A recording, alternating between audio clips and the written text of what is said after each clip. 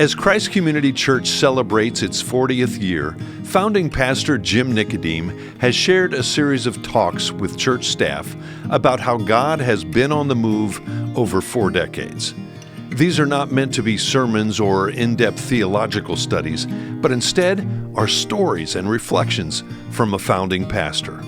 We now invite you to listen in as Pastor Jim shares what has been and what will continue to be the core legacy values of Christ Community Church. Every fall brings back memories for me because it was fall. It was, I think it was October, not September, when we rolled into town, pulling a U-Haul behind us to start Christ Community Church. 1984 was the year, so do the math, 39 years ago. And we had no idea where we were going to meet, ended up meeting in a rented movie theater, had no idea how we were going to get word out. We had 6 couples we were starting with, no idea, how to invite other people in the community, no idea where the money was going to come from to run the church. But here we are 39 years later. And we're doing these monthly staff lunches last year and this year, talking about legacy values, values that God has built into me. And so as the founding pastor, I've done my best to pass these values on to the church. And my hope and prayer is that long after I'm gone, these will be values that continue to be guiding principles for our ministry. In 1 Corinthians 3, verse 10, the Apostle Paul says, and by the way, there's an outline, I think, on your table if you haven't found it yet. Paul says, by the grace God has given me, I laid a foundation as a wise builder, and someone else is building on it. But each one should build with care. So I just want to begin by saying to you, by the grace God's given me, I laid a foundation as, I hope, a wise builder, sometimes anyway, and someone else, that's you, is building on it. So as Paul said, I would say to you, be careful how you build on it. So I'm passing these values on to you, but it's your job now to build upon those. So today, the legacy value I want to talk about is leadership. So we covered evangelism. That was our starting legacy value. And we said that's what spawned the church. And so we want that to be worked deep within the fabric of our church. And then we did prayer, and then we did Bible. We did Bible in 2 parts, Bible 1 and 2. And then we did worship, and that's how far we got last year. And today it's leadership. And I recognize that not everybody in the room is called into a leadership role. But even if you're not in a leadership role, I think it's important that you understand our legacy with respect to leadership. So here's where it begins with me, okay? Here's how I discovered I've got a leadership gift. And I've mentioned before that I grew up in a neighborhood that had 10 boys my age, and our backyard was the biggest yard in the neighborhood. So all the sports got played in my backyard. Our yard also had several really big flower gardens. And one of my chores as a kid was to weed those flower gardens. I still hate weeding to this day because that was on my chore list. However, this is how I discovered the leadership gift. My buds would come over and they would say, we gonna play some baseball? And I'd say, yeah, as soon as you guys help me weed this flower garden. And my folks would look out the window about 10 minutes after releasing me into the backyard, and there'd be like 10 guys out there weeding the garden, and I'd be standing in the middle, kind of directing everybody, making sure the job was done. So that was my first experience with, I must have a leadership gift. But when it comes to observing leadership in the church, I didn't have good role models. In fact, I mostly had dysfunctional role models, and I'll give you 2 examples because they represent 2 extremes. First example is Des Plaines Bible Church. I ran into someone in the Welcome Center, which is now the Prayer Center, 2 weekends ago who said, you grew up at Des Plaines Bible Church, didn't you? And it's now called the Bridge Church, and it's, I think, from what I heard, a much healthier church than when I was there. But Pastor Craig at Des Plaines Bible Church was a benevolent dictator. He did everything. He was the hub, and all of the spokes were connected to him. Now, amazingly, the church was like 500 to 1,000 people, so it's, typically a church doesn't grow that big if some guy's hoarding all the leadership, but this church happened to grow. But when he retired, they couldn't find a replacement because, well, they hired several replacements, but they went through 2 or 3 guys. But everyone who came couldn't fill his shoes. And before long, the congregation was, well, that's no Pastor Craig. And so they would let another guy go. And I remember, as I'm growing up, a church business meeting where Pastor Craig came back. He came back out of retirement, and he beat the lectern so hard, a piece of it, the wooden lectern, chipped off to scold the church that they were using and abusing pastors because they couldn't keep anyone. And I remember sitting there thinking to myself, well, dude, you set the tone. Everybody watched the way you lead, and they assume that's how leadership is done. And so nobody can measure up to you. And so I was smart enough, even as a kid, to recognize this was a dysfunctional model. And all you did is you reproduced, in your congregation expectations that nobody else can fill. So that was one extreme. At the other extreme, I was 27 years old. I was in my first lead pastor position. I had already been in student ministry and had some considerable success. We had grown a student ministry from about 20 middle school and high school kids to over 200. And then I had felt called to do ministry that would reach the adults of kids like this. So I came back to seminary, finished seminary, and then I took a lead pastor position at a church on Cape Cod that was a startup. And I quickly discovered that the 4 elders of the church ran the place. And I'll never forget the time they told me, and I'm not making any of this up, they told me in an elder meeting, we believe in servant leadership. We're the leaders, you're the servant. We tell you what to do and you do it. I say, oh, really? I'd never heard servant leadership described in quite those terms before. One of the guys said on one occasion, he said, if we tell you that your wife is to be sitting in the front row dressed in plaid, then you'll have her in the front row dressed in plaid. I thought, she doesn't even like plaid. So, So, wow. So I would go to these elder meetings that were so abusive. And the chairman of the elders was the chief of surgeons at the Cape Cod Hospital.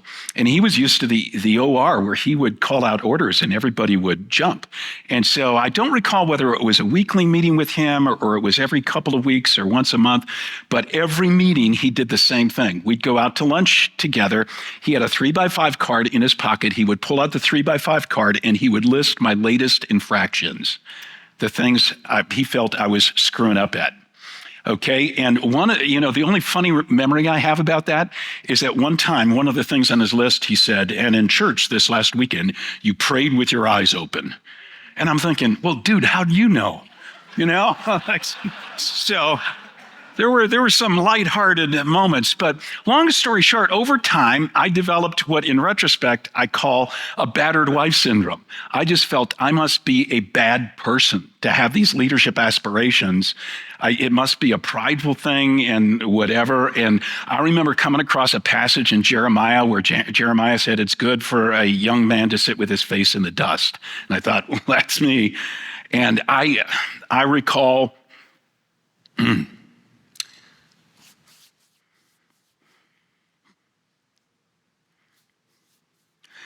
I recall coming home from elder meetings and kneeling by the side of my bed and weeping.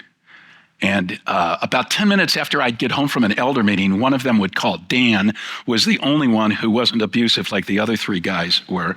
But he never said anything. He would sit there in the elder meeting and I'd watch the veins bulge on his neck. He would be so mad at the other 3 guys, but he never said anything until after the elder meeting, he would call me and he'd apologize for the way I'd been treated. And it was like, well, yeah, you could have said something, but he never did. So I remember being given a book at that time called Leading Your Church to Growth, written by Peter Wagner. And he described the leadership gift that God gives to senior pastor, lead pastors. And I thought, he's describing me, but I've come to believe that that's bad, and it's actually good. God could use somebody who wants to lead like that. So when we began Christ Community Church after 2 years in that dysfunctional setting, there were 2 extremes I wanted to avoid. One extreme was the solo dictatorial leadership of Pastor Craig. And I saw the value of leading as a team, that God doesn't call a single individual to lead an entire church. God calls a plethora of leaders. And ironically, that's how I had led my student ministry when I'd been in my first ministry role, and we'd grown from 20 to 200 students. It was a very small church. There was only one adult volunteer in student ministries, in high school ministry. So what I had to do is I chose 4 high school guys and I poured my life into them. And Sue chose 4 high school young women and she poured her life into those women. And so those 8 high school students became the leadership team, and they ran this ministry as it exploded with growth. So I knew I was not, when we started this church, we were not going to do the solo leadership thing. And the other extreme is I knew I didn't want to have anything to do with emasculated leadership anymore. That if people are given the responsibility to lead, then they need to be trusted to lead and be given the corresponding authority to lead. And so those 2 realizations led, from the 2 extremes I'd experienced, led to 2 guiding principles for leadership at Christ Community Church. So here they are. One is Christ Community Church will be leader-led. If people are given the responsibility to lead, we're going to let them lead. And there are a couple of corresponding corollaries to this principle. One of them is we are not going to be a congregationally governed church. So I had some of those experiences too in some of my other churches where they have congregational meetings where they vote on everything down to the color of TP in the ladies' restroom, And I remember watching battles take place in congregational meetings and thinking to myself, if I ever had to be a pastor, a leader in a congregationally governed church, I would quit. I could never take that. So leaders lead. We trust people. We give them the responsibility to lead, and then we let them lead. And the other corollary, beside the polity thing that we're not going to be congregationally governed, is that we need leaders at the helm of every ministry. Not just nice people. And I'd seen lots of that too. Ministries being led by nice, godly people, but who weren't leaders. And as a result, those ministries struggled, whatever the department of the church was, and they were well-meaning people, and nobody had the heart to replace them because they'd been doing the job, since the Apostle Paul gave them the baton. So we got to have leaders. We got to have leaders throughout the ministry of the church. So that was the first guiding principle. Christ Community is going to be leader-led. The second guiding principle, Christ Community Church is going to be elder-protected, staff-directed. And you've probably heard that phrase before. I think we pirated it from Willow. I think they were saying that before we did. But what that means is that the day-to-day management of the church is going to be in the hands of the staff, not the elders. And part of my job as senior pastor over the years has been to make sure that staff understand their job is not to be elders, and elders understand that their job is not to be staff. So in various elder meetings and trustee meetings, whenever I feel like the elders and trustees start making comments that seem as if they're micromanaging staff, and they want certain ministries to be run in a certain way, I say, well, time out. That's not our job. Okay, our job is to protect the church in some broad areas, but it's the job of the staff that we've hired to run these ministries. Now, I'll say in just a moment, it doesn't mean that staff are without accountability, and it doesn't mean that our lay leaders, elders and trustees can't ask hard questions. It just means that they're not running the church. The staff is running the church. And I'll never forget, we had, after one of our trustee chairman was in the role for 20 years, we had another guy take the role, and he lasted 1 year. He had been the CEO of a huge corporation, and his background was in finance. And he would micromanage the budget of our church in such a way that it just strangulated staff. Staff were always being called on the carpet for overspending, and every nickel and dime had to be accounted for. I mean, there was a time when here for the St. Charles South Elgin campus, we had bought that big Christmas tree, artificial tree that goes up in the lobby. And we bought it for $6,000. This is like a song. This is incredible. And in the next trustee meeting, he was outraged that we would spend $6,000 for what? For a Christmas tree. And I'm thinking of all the ministry that has gone on around that Christmas tree. People stop instead of running to their cars. They talk, they engage. I mean, that's the best $6,000 we have ever spent at our church. And his line, which I've never forgotten, was, "Your staff spends money like a bunch of drunken sailors." I have no idea how drunken sailors spend money, but to this day, Sue and I love to use that line with each other, Like if I'm questioning a purchase she's made, or, "Oh, you're spending money like a drunken sailor," We love that line. Anyway, so part of my job has been to keep them out of the sandbox of, micromanaging ministry. And conversely, is to let staff know when they're trying to act sometime like elders. Now, actually, that's an elder decision, and they have the right and they have the oversight, and, their job is to protect us. So they've got the right to poke and ask tough questions. So what I'd like to do, those are the two guiding principles. Christ community is going to be leader-led, and we're going to be elder-protected, staff-directed. I want to talk to you in the remainder of my time about 6 things that good leaders do. Okay, and again, this is legacy stuff. So this comes out of what I've learned over several decades of doing this. And it's in recognition of the fact that some of you are not called to be leaders. I get that, but I think it'll still be helpful for you to hear what my expectations are of leaders around here. And, in putting this together, I thought to myself, I could come up with a list of 20 things, but here are 6 that seem to drift to the top of the list. Number 1, good leaders submit to accountability. Just because leaders lead doesn't mean they can do whatever they want to do. They're accountable, and they're accountable at Christ Community Church in a couple of major ways. They're accountable for character. So we encourage, in fact, we require every pastoral staff member to have an accountability partner and to meet with that accountability partner at least every other week. So let me just say, if you're a pastoral staff member and it's been longer than 2 weeks since you've met with an accountability partner, or you don't have an accountability partner, you are not in compliance right now, okay? And I would encourage you to get in compliance as soon as you can, because accountability is so critically important in this area of character.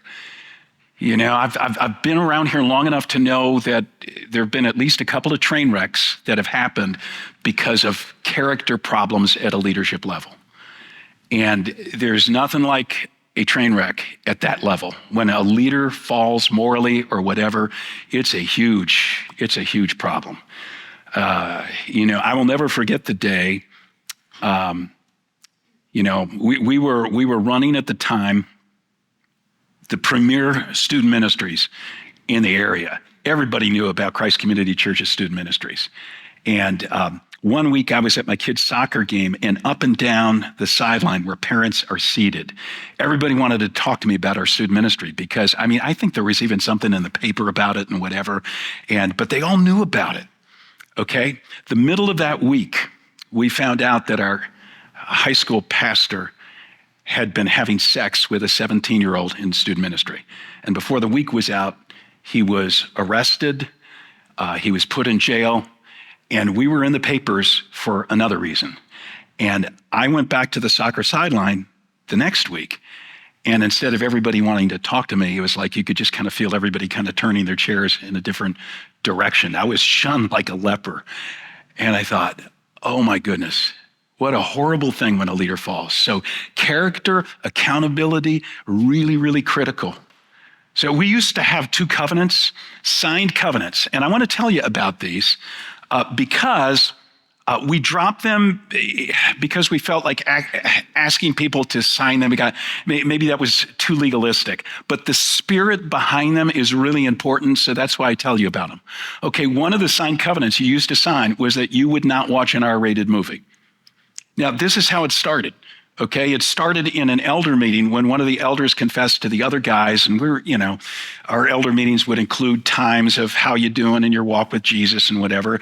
One of the elders confessed that, just he'd been watching stuff he shouldn't have been watching, and what transpired in his life as a result of it, and whatever. And we just looked at each other and we said, hey, let's make a commitment as the elders of the church.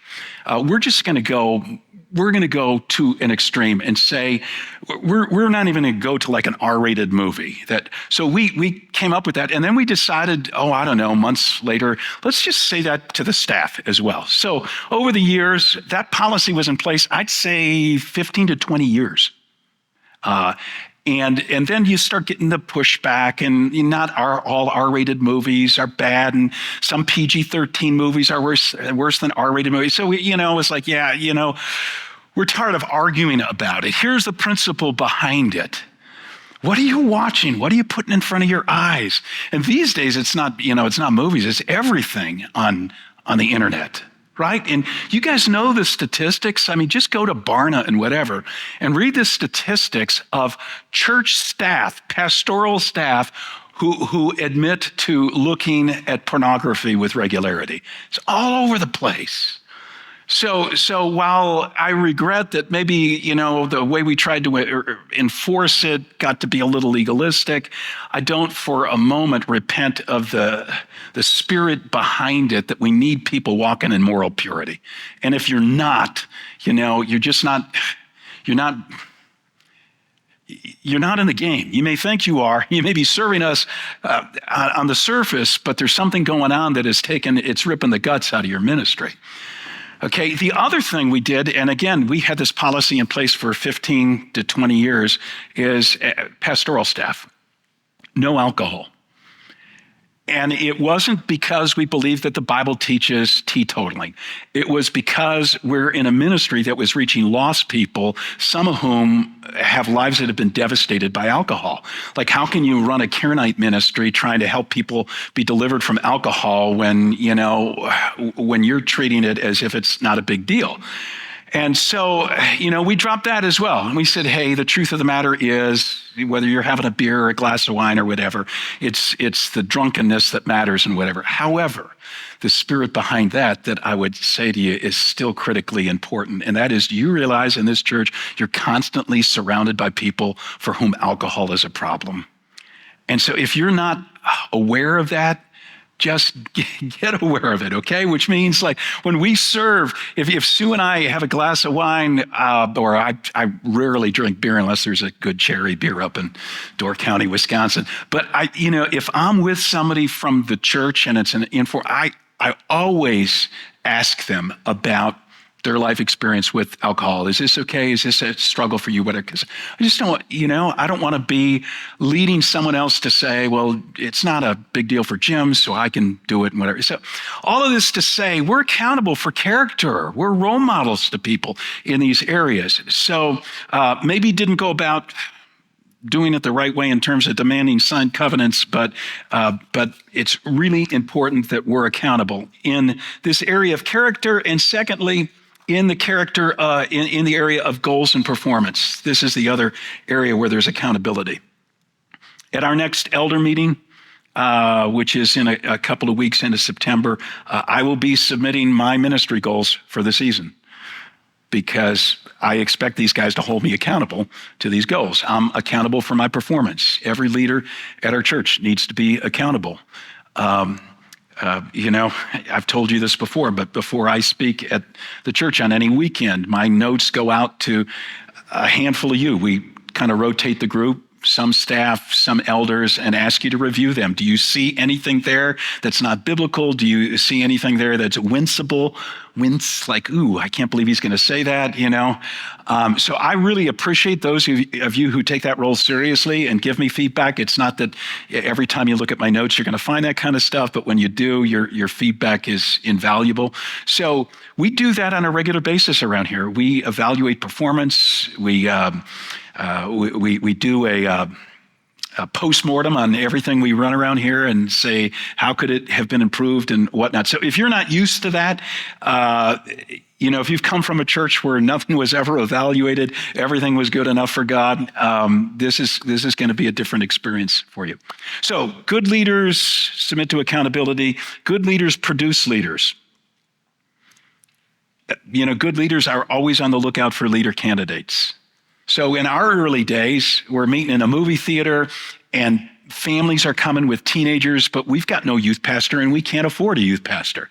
But there happened to be a Young Life in St. Charles at the time. And so I went to the Young Life director and I said, "Are you committed to any single church?" And he said, "No." And I said, "How about you commit to Christ Community Church and we will recognize you as our youth pastor." Okay. And you could recruit as much as you want to Young Life. And that's what happened. So there are creative ways to get around not having people to fill the holes. Another example. I am challenged when it comes to financial management. And so in our home, Sue is our financial manager. She's our bookkeeper. She's the one who makes the big financial decisions and whatnot. So, well, you can't grow a church without someone who's got like CFO chops. So early on, a guy came who's a CFO for a major international company. And I said, "You know what I am good at? I'm good at mentoring guys and spiritually discipling them." So I pulled him into my community group. And for the next number of years, I discipled him. He became our first trustee chairman, and he was in that role for 20 years, was also the largest giver of our church at the time. Third, good leaders work hard. Work hard. Now, I put a disclaimer in here. Take what I'm about to say with a grain of salt, because I'm a founder. Okay, and founders are crazy committed to the organizations they start. And so in the early days, especially, I just worked my butt off. And I didn't cheat my family, by the way, because my wife, I've got a great wife, who would have given me heck if I had tried that. So she kept my feet to the fire. So I coached soccer and I was at recitals and I practiced the piano with my kids and we did homework together and devotions and everything. So I did not cheat my family, but in order to get my job done as a founding pastor, I had to work some incredible hours. And there were Saturday nights when I came to Saturday night and I did not have my sermon done yet for the next morning. Okay? Now, you got to understand, I was teaching almost every weekend. I was teaching every Wednesday night as well. I was doing 2 sermons a week. I was writing dramas every week. This was in the day where we'd always have a 5-minute drama that led up into the sermon. It was, funny or pointed or whatever. I was writing the dramas. I was doing all of the weddings and funerals. I was, done. So I would get to Saturday night and like my sermon wasn't ready. And there were Saturday nights, I kid you not, when I worked through the night writing my sermon. And then I took a shower and I went and got some eggs at the local restaurant and I went and preached all-nighters. I mean, I hadn't done that since college. And there was a part of it that was kind of like, jacks you up a little bit. A lot of Red Bull, whatever. But some really good sermons back then.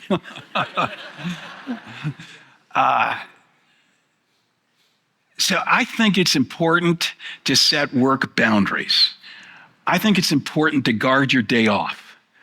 But I also think that if you want to be a leader, you can't expect to work banker's hours, they call them, 9 to 5, and 5 comes click, turn the light off, go home. I think it tends to be more like doctor's hours, where you work some substantial hours, and then a lot of the time you're on call if something comes up. And that's just the nature of things. So I want to caution you against being, too guarded. Paul says in 1 Corinthians 11:23, he's comparing himself with false apostles. And you know the passage where he says, "Listen, let me tell you about how many times I've gotten beaten, stoned, shipwrecked." And he starts the list in verse 23 by comparing himself with the false leaders by saying, "I worked much harder than any of these guys." So Paul knew hard work. And so, if you want to be a leader around here, the expectation is that you'd be willing to work hard. And that if work sometimes intrudes on time, your day off that you're trying to protect or whatever, be wise. There are times when you just say, no, that's not worth it. But there are other times where you need to say, yeah, I need to take that. This last Friday night, Friday is my day off.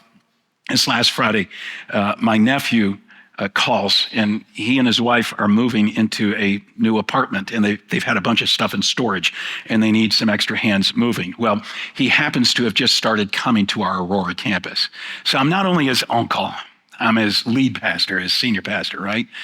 So I prayed about my attitude, and then I went and I helped move. And what was really cool, actually, his campus pastor showed up too, which was really, really kind of cool, which gave us the opportunity at the end of moving some stuff after a couple hours for me to say to Oscar, pray over this new apartment and whatever. It was a moment, okay? But I would have missed it if I had said, sorry, dude, it's my day off. It's my Sabbath. I don't do that.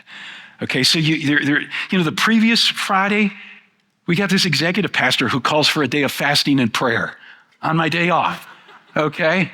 And so then not only that, it gets worse. It gets worse. Earlier in the week, somebody offered me 4 tickets 2 rows back from first base at the Cubs game. And I had to say, I'm going to pray. and so thanks, Eric. So just be willing to work hard. Ministry can be hard work. I'll move on. And again, over the years, by the way, I have deliberately put executive pastors in charge of managing that side of things because I thought, knowing my founder tendencies, I don't want to be the one who's telling anybody how hard they got to work or in what situations they got to work. I'd rather somebody else do it so I could be clean and free and not make anyone, what does Jesus say? To the Pharisees, you disciple people and they become twice the son of hell as you are. So I don't want to make anybody a workaholic or whatever trying to keep up with me. So we've got ways of protecting you in that regard, but be willing to work hard. Fourth, good leaders model values. 1 Peter 5 verse 3. Peter says to elders, the pastors of the church, you're not to lead by lording it over others, you're to lead by being examples. And you guys are used to this because I've asked this question a lot of you, and it's one I'm always asking of myself. And the question goes something like this. If the people of Christ Community Church imitated me in this or that area, would that be good or would that be bad for our church? Okay, you following this?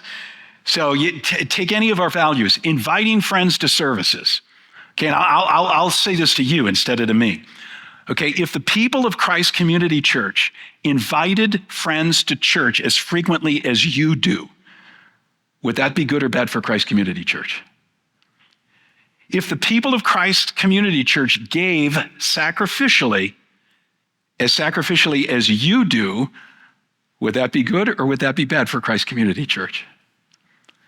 Okay, if the people of Christ Community Church, I've asked that with regard to, if everybody read the Bible like I read the Bible, would that be good or bad? Would that be good or bad if people read the Bible with the intensity and the regularity that you do? How about in your marriage? Would it be good for our marriages at Christ Community Church if everybody treated their spouse the way you treat your spouse? Or would it be bad for us? So at the end of the day, God calls us to be role models, to be visual aids of our ministry, to say we're making disciples and, here's what a disciple looks like. It's not that we're perfect, but it is that we're called to be role models. Number 5, good leaders make tough decisions. And one of the toughest decisions is when you've got to remove somebody from a position who is not doing a great job in that role. And that, I can't tell you how important what I just said is. It's the difference between churches that stay small and struggle and churches that get past impasses and grow. They're willing to make hard decisions when someone's in a role that it's not the right role. Okay, in the early days of our ministry, I remember we had a volunteer women's ministry pastor, and she was not doing a great job. She was a decent Bible teacher, but she was not good at organizing things, and the ministry was struggling, and so I had to remove her from that spot. Her husband asked me out for breakfast, so I went out to breakfast, and across the table he looked at me and he said, "The Spirit of God has left Christ Community Church." I've thought if I ever wrote a fun book, the fun book would be the absurd things that I've had to listen to people say to me over. There are books out there about church hurt, about how church leaders have hurt people. I got to tell you that the road goes both ways. People have said that the most obnoxious, most hurtful stuff to me is just unimaginable over the years. Sue will often ask me, how do you let that roll off? Well, it doesn't always roll off. And a lot of the hurtful stuff is said when you make a tough decision that people don't like, and so they assassinate your character. Okay? And that is really hard to take, but good leaders make tough decisions. By the way, we sometimes excuse our failure to make tough decisions because we care about that person. I don't want to remove that person because I really care about them. Well, if you really care about them, then care about finding the right role for them. And if you really care about people, care about the people in their area of ministry that aren't being well served right now because the wrong person is in that role. All right. Sixth and finally, and like I said, I could go to 20, but we don't have that much time. Good leaders develop their leadership chops.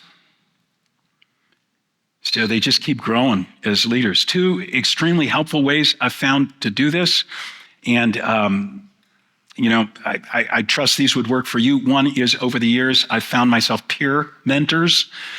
So in whatever your area of ministry is, find a peer at a church that's really doing well in that area and go to coffee with them. Or if they're in another part of the country, get together several of those people and just do a best practices gathering. So I've done that for years. The most recent group I've been part of, I was the one who always pulled it together to do it. So you're going to have to be the one who instigates it in most cases. Don't wait by your phone for somebody to call you for this. So I got together 5 senior pastors and I threw 1 executive pastor in the group because I figured it would, be good for all of us senior pastors to hear what it's like working for guys like you. So we had this 1 executive pastor in the group each time as well. But I've learned so much from that group, best practices wise. And it's been far better than any conference I've been to. So conferences, you get these general principles, and you typically get one church like North Point's view on this or that. So get yourself peer mentors and spend some time with them. The other thing I would recommend, and I'll close with this, is read biographies. Biographies are just the best way to learn leadership. And it doesn't have to be spiritual leaders. It could be secular leaders. I mentioned in a recent sermon, having finished the book of Joe, written by Joe Madden, who was manager when the Cubs won the World Series in 2016. Wonderful. I took so many notes on leadership from that book. Really good book. I'm in a book right now called R.A. Torrey. How many of you know who R.A. Torrey was? Okay, those of you who went to Moody Bible Institute, yes. Yeah, because he was a founding guy there, worked with Dwight L. Moody. But fabulous story about this guy who was so incredibly bold with his witness in the early 1900s, like late 1800s over into the turning into the 20th century. And I'm just gobbling this up. I am so inspired and so turned on by this guy's example. So those are my thoughts about leadership. It's a legacy value around here. Leaders lead. Thanks for joining us for this Legacy Value series.